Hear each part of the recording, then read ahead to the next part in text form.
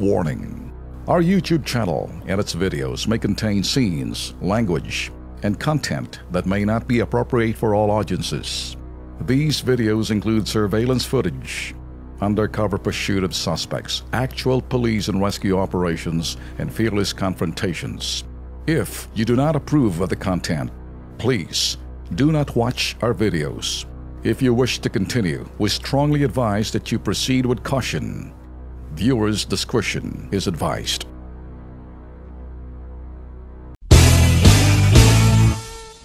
Marami hong nangangamba. Meron hong mga nasa politika, may mga iba naman dyan sa ibang sektor na intindihan ho natin pangamba nila.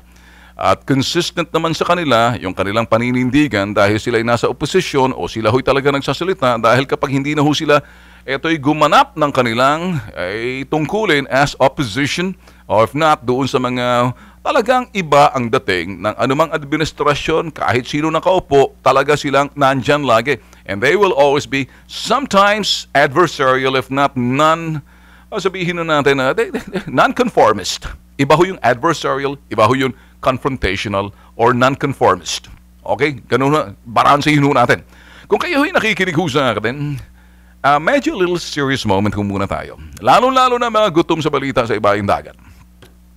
Eto hong mga nangyayari ngayon. Everybody, at marami ho, may mga politiko na the usual suspect,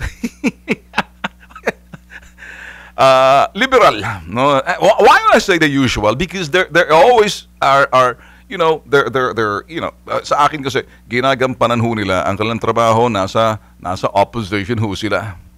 Ang anumang bagay ho pagdating sa politika, pag walang opposition, abay wala ho magche-check and balance. So, tinataas ko ho ang respeto ko, I tip my hat kay Drilon, kay Kiko kay Kiko Pangilinan, at si Lucino Trillanes and everybody. Sabi ni Drilon, I don't see any basis for declaring martial law. Sabi niyo, wala.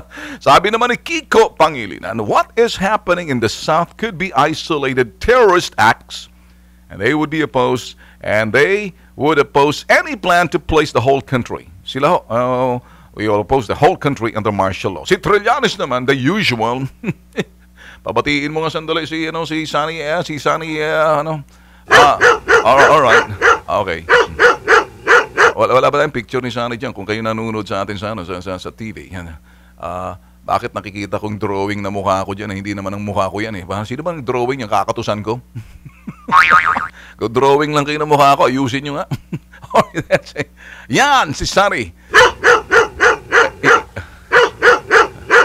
Sabi ni Sunny, ayusin mo. Sige, tuloy mo. Ayusin mo kasi maraming taengang nakikinig sa iyong programa at nakikita ko at naririnig ko na rin sa aking mga bubwit na kayong mga Tulfo brothers, mga putok sa buhok. Ano? Wala kayong ginawa kundi saltikin kami. Mga sip-sip kayong mga Tulfo brothers kay Digong. Loko ka! Di pa ako nagsasalita, tinitira mo na. Tadyakan kita sa lalamunan mo dyan. Nakakita mo tuloy. Maayos ka. O sige, medyo ayusin mo. Bate. Magandang umaga. Shut up. Isalisin mo nga yan. Kasi hindi na maganda yung kanya mga sinasabi sa akin. Sabi ho narinig ko. Alam niyo ho kasi meron ho akong powers na interpret ko yung mga kahol ng aso. Tulad ng kahol ni Sunny T. Sabi nga pala ni Trillanes dito, si Duterte's erratic behavior is dangerous because the president has enormous powers. So imagine we give the powers of martial law to an unstable individual like Duterte and our country will be in jeopardy. Look who's talking from the guy who started the mutiny and lucky enough because of the kanya ang boss ko, kung hindi dyan sa boss mo na ngayon tahimik lang, hindi ka pa nakalabas. O sabi niya, okay, furthermore, if we give Duterte an opening, the next declaration will be for the entire country. He is conditioning the minds of Filipinos that martial law is okay. No, that's an extreme option. Wow, man, ang galing talaga magsalita nito. Sino bang ghostwriter mo? Hindi ka naman ganun kung magsalita eh. Alam ko naman, obs, obs, obs, obs, obs, obs, obs, obs, obs, bo, bo, bo, bo, bo, bo, bo. Okay, okay. Saan ho? Additional pa, sabi ni Trillanes kay Digong. Trigger happy in declaring martial law in Mindanao and has been itching. Abay, sobrang talagang pangatin itong si President Digong to do so that he did not wait for the armed forces to give an assessment and control the situation within a management or manageable period. Ang galing mo talaga. Pilit naman talaga ako, Shani. Okay talaga. Sino bang utot na nasa likod mong parang magsalita, parang akala mo? Exactly kung ano yung mga sinasabi ninyo, you were like that before nung kayo'y talagang nag-mutiny. Kayo, you're against martial law, pero nung kayo'y taking power of Oakwood and everything, you're so good in saying like you change the world, you can't even change yourself. Before you change the world, you need to change yourself first. Because when people listen to you, eto, baka magpapaniwala, kaya lang booking eh.